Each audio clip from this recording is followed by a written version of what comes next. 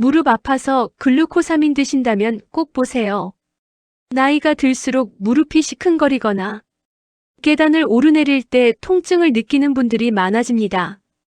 특히 50대 이후가 되면 관절이 예전 같지 않다. 이런 느낌을 받는 경우가 흔합니다. 이럴 때 주변에서 가장 많이 듣는 이야기가 있습니다. 글루코사민 먹어보세요. 관절에 좋대요. 그래서 약국이나 건강식품 매장에서 글루코사민을 구매해서 꾸준히 드시는 분들도 많습니다. 하지만 여기서 한 가지 꼭 짚고 넘어가야 할 중요한 부분이 있습니다. 과연 글루코사민은 실제로 관절에 도움이 되는 걸까요? 오늘 영상에서는 2025년 기준 보건의료 자료를 바탕으로 글루코사민의 효과와 한계, 그리고 주의사항까지 쉽게 설명드리겠습니다. 끝까지 보시면 내 상황에서 어떻게 판단해야 하는지 도움이 되실 겁니다. 글루코사민은 우리 몸의 관절 연골의 주요 구성 물질을 만드는데 필요한 성분 중 하나입니다. 연골은 뼈와 뼈 사이에서 충격을 흡수하고 부드럽게 움직이도록 도와주는 역할을 합니다. 쉽게 말하면 관절의 쿠션 역할을 하는 것이 바로 연골입니다. 하지만 나이가 들면서 이 연골은 점점 닳게 됩니다. 그 결과 통증이나 뻣뻣함이 나타날 수 있습니다. 그래서 글루코사민을 외부에서 보충하면 연골을 보호하거나 유지하는 데 도움이 될 수 있다는 개념으로 건강기능식품으로 널리 사용되고 있습니다. 이제 가장 중요한 부분입니다. 글루코사민 실제로 효과가 있을까요? 결론부터 말씀드리면 효과가 있을 수는 있지만 개인차가 큽니다. 연구 결과를 보면 일부 사람들에게는 통증 완화나 관절 기능 개선에 도움이 될 수 있습니다. 하지만 모든 사람에게 같은 효과가 나타나는 것은 아닙니다.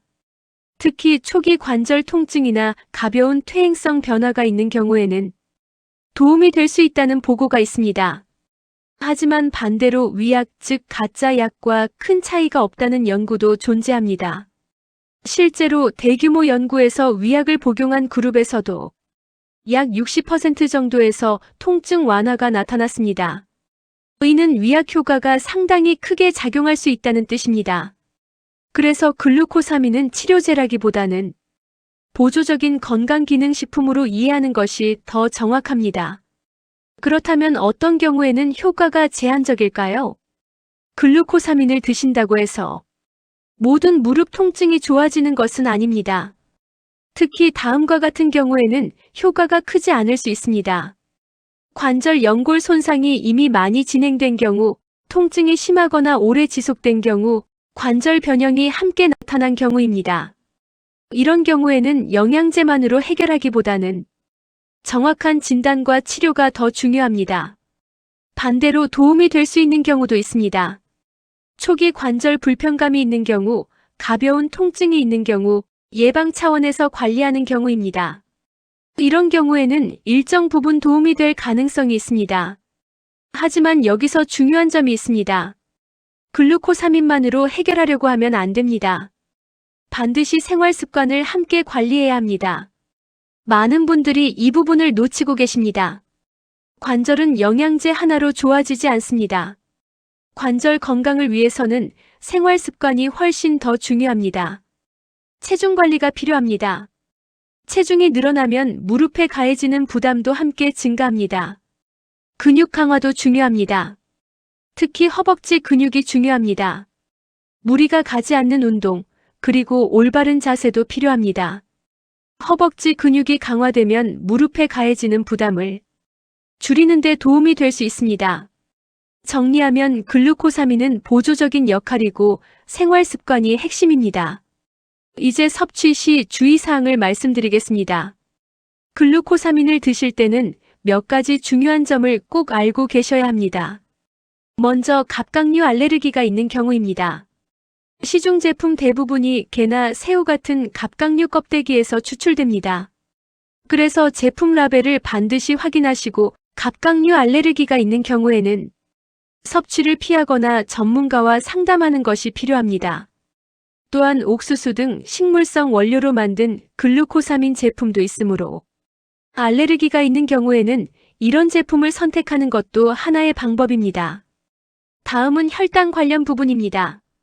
과거에는 혈당에 영향을 줄 수 있다는 우려가 있었지만 현재는 일반 복용량 약 1500mg 기준에서는 혈당에 큰 영향이 없는 것으로 알려져 있습니다. 하지만 당뇨가 있는 경우에는 사전에 전문가와 상담하는 것이 안전합니다. 그리고 다른 약과 함께 복용할 때는 주의가 필요합니다. 특히 중요한 부분이 있습니다. 와파린, 즉 혈액이 굳는 것을 막아주는 항응고제를 복용 중인 경우입니다. 이 경우 글루코사민과 상호작용으로 인해 출혈 위험이 증가할 수 있습니다. 반드시 의사와 상담 후 복용해야 합니다. 또한 임산부와 수유부는 섭취를 피하는 것이 권장됩니다. 그리고 건강기능식품은 효과가 바로 나타나지 않을 수 있기 때문에 일정 기간 동안 몸 상태를 보면서 판단하는 것이 필요합니다. 마지막으로 꼭 기억하셔야 할 핵심입니다. 글루코사민은 관절을 치료하는 약이 아닙니다. 일부 사람에게는 도움이 될 수 있지만 효과는 개인차가 큽니다. 이미 진행된 관절염에는 효과가 제한적일 수 있습니다. 그리고 가장 중요한 것은 운동, 체중 관리, 생활 습관입니다. 무릎 통증은 단순히 나이가 들어서 생기는 문제가 아닙니다. 생활 습관과 관리에 따라 충분히 달라질 수 있습니다.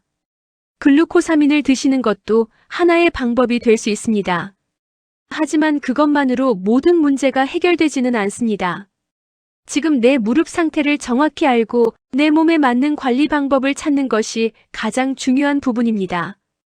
건강기능식품에만 의존하기보다는 생활 습관을 함께 관리하는 것이 결국 가장 확실한 방법이 될 수 있습니다. 영상 내용을 글로 보고 싶으시다면 아래 설명란을 클릭해주세요. 오늘 영상이 도움이 되셨다면 구독과 좋아요로 건강한 하루를 응원해주세요. 더 많은 건강 정보와 생활 속 관리 팁으로 다음 영상에서 다시 찾아뵙겠습니다. 여러분의 건강한 일상을 내 몸의 비밀 노트가 늘 함께하겠습니다. 시청해주셔서 감사합니다.